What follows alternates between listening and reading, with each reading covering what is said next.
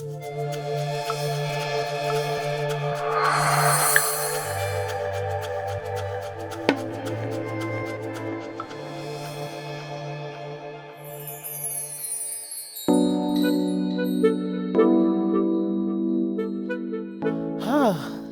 wonderful story about coming out in a private school here in Texas. So, I had moved here from Washington, D.C. in 2016, and I had not fully come to terms with being open with medically transitioning.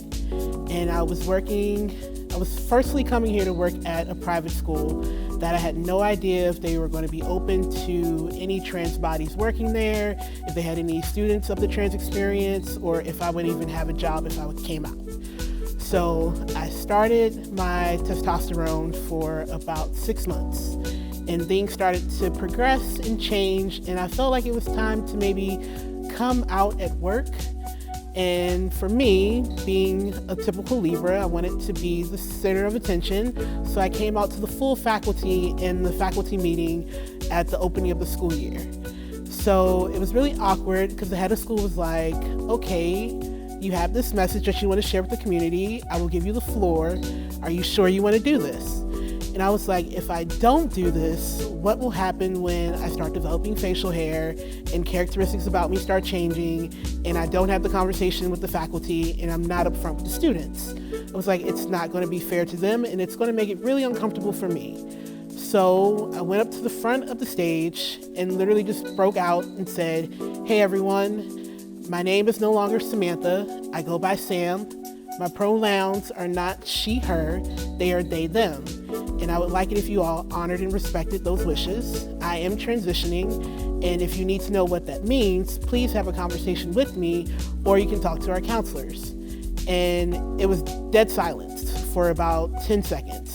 And I was just standing there wondering if anyone was going to say anything, or if there was going to be questions. And then people just started to be like, oh, that's really good, I'm happy for you, and clapping. And I was like really shocked from this experience because I really thought in the back of my head that I would not have a job or this would not be a place where I could feel welcomed anymore. But I've been there for 5 years now, and I'm the first openly out trans person working at the school. And we have trans students who feel comfortable enough to come out in our community, and we have been making strides to make our community more trans and inclusive.